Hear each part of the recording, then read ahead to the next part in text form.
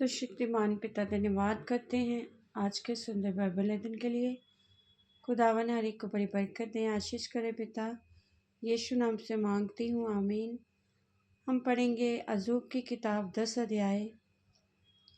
मेरा प्राण जीवित रहने से उकताता है, मैं स्वतंत्रता पूर्वक कुड़कुड़ाऊँगा और मैं अपने मन की कड़वाहट के मारे बातें करूँगा।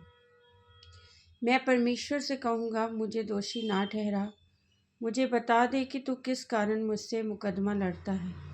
क्या तुझे अंधेर करना और दुष्टों की युक्ति को सफल करके अपने हाथों में बनाए हुए को निकम्मा जानना भला लगता है?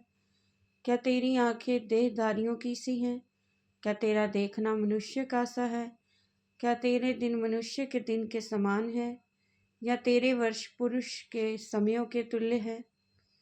कि तू मेरा धर्म ढूंढता और मेरा पाप पूछता है। तुझे तो मालूम ही है कि मैं दुष्ट नहीं हूँ और तेरे हाथ से कोई छुड़ाने वाला नहीं। तूने अपने हाथों से मुझे ठीक रचा है और जोड़कर बनाया है, तो भी मुझे नष्ट किए डालता है। स्मरण कर कि तूने मुझको गूंथी हुई मिट्टी के समान बनाया। क्या तू मुझे फिर धूल में मिलाएगा? क्या तूने मुझे दूध के समान उड़ेल कर और दही के समान जमा कर नहीं बनाया? फिर तूने मुझ पर चमड़ा और मांस चढ़ाया और हड्डियाँ और नसें गूंथ कर मुझे बनाया है। तूने मुझे जीवन दिया और मुझ पर करुणा की है, और तेरी चौकसी से मेरे प्राण की रक्षा हुई है। तो भी तूने ऐसी बातों को अपने मन में छिपा रखा। मैं जान गया कि तूने ऐसा ही करने की ठान लिया था। यदि मैं पाप करूं तो तू उसका लेखा लेगा और अधर्म करने पर मुझे निर्दोष ना ठहराएगा।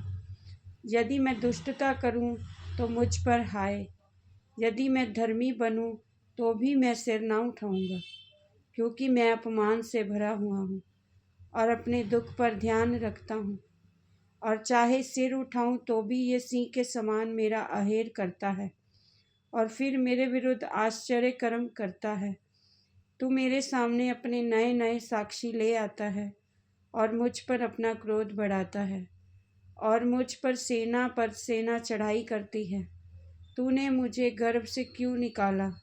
नहीं तो मैं वहीं प्राण छोड़ता और कोई मुझे देखने ना पाता। मेरा होना ना होने के समान होता और पेट से ही कब्र को पहुंचाया जाता। क्या मेरे दिन थोड़े नहीं?